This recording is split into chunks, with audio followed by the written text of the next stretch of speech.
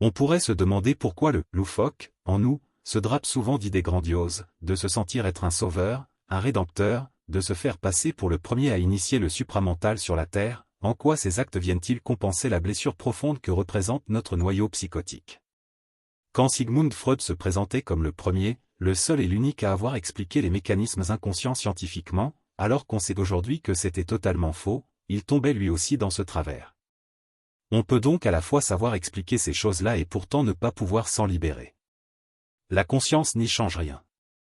On pourrait supposer que ces loufoqueries constituent une sorte de mécanisme de compensation, qui viennent combler quelque chose comme une béance, tel que le proposait Jacques Lacan.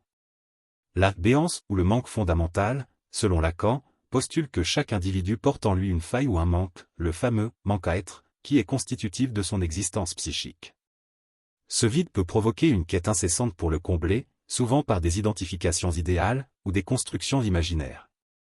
Les idées grandioses, comme le fait de se percevoir comme un sauveur ou un pionnier spirituel, politique ou scientifique, peuvent ainsi servir à occulter ce vide, en donnant un sens exalté à l'existence. Le rôle du narcissisme y joue un rôle fréquent. Ces actes, loufoques, peuvent également être compris comme une tentative de renforcer un narcissisme fragilisé.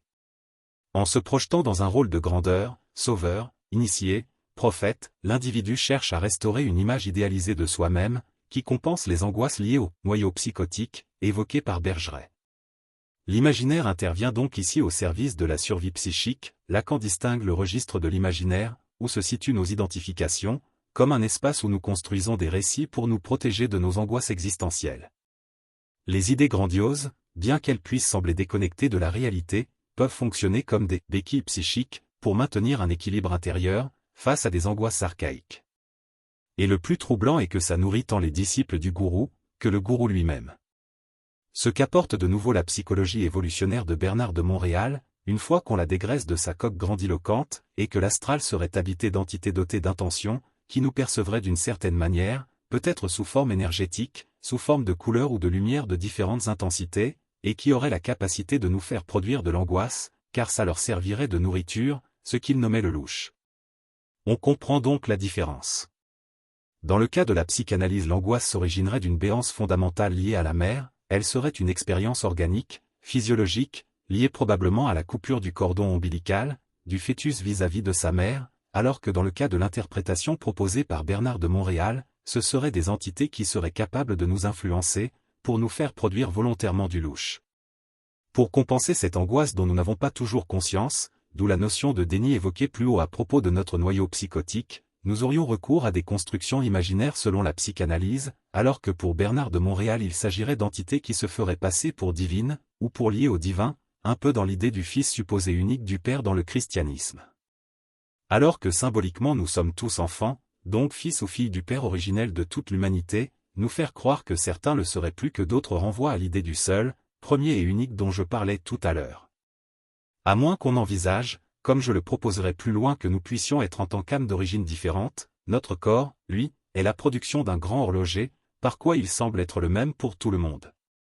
Mais, là encore, différentes interprétations existent, qui pensent que nous pourrions être les enfants de différents démiurges, à savoir des maîtres généticiens, qui auraient existé dans le passé, qu'on appelait des dieux, mais qui étaient plusieurs. À un moment, l'idée du premier, unique et seul apparaît, mais très récemment au regard de l'histoire, il y a 2000 ans seulement. Avant cela, il semblerait que l'idée n'avait jamais pointé la pensée des humains, sinon un pharaon qui l'aurait inventée, et qui ne serait pas parvenu à le faire croire très longtemps, même si l'idée a pu ensuite être reprise par d'autres.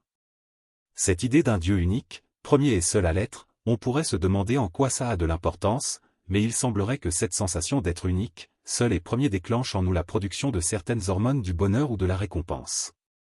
Le fait que ces différents gourous, prophètes, messies ou initiés se disent les seuls, premiers et uniques semble répondre à ce besoin de compensation donc. Donc alors que les supras se disent anti-religieux, ils ont tendance à vouloir faire de leur maître à penser comme le seul, l'unique et le premier, comme le fit en son temps le Dieu des chrétiens. N'y a-t-il pas là quelque chose de surprenant?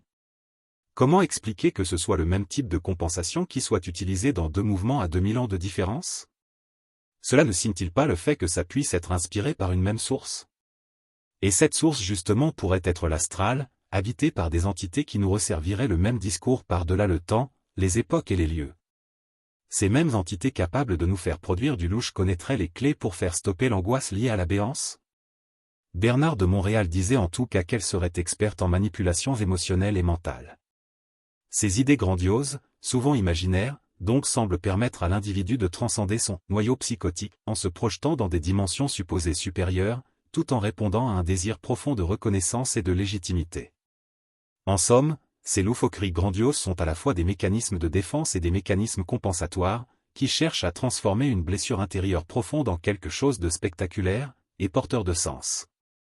Cependant, il est important de ne pas juger ces dynamiques trop sévèrement, car elles révèlent une part universelle de la condition humaine, une quête de sens face au vide. Aussi je vous propose d'aborder sur cette nouvelle chaîne YouTube les cas de courants spirituels qui ont existé, et qui montraient tel caractère loufoque, mais en le regardant par le petit bout de la lorgnette, comme on dit. Cela consistera à observer ces dérives avec un mélange d'humour et de respect, mais aussi à reconnaître ce miroir qu'elles nous tendent sur nous-mêmes. Car au travers de ces loufoqueries qui sont propices à nous faire rire, si on sait prendre un peu de recul sur elles, on est au cœur du mystère qui fait la richesse humaine, car cette dynamique est celle qui est à la source de toutes les créativités.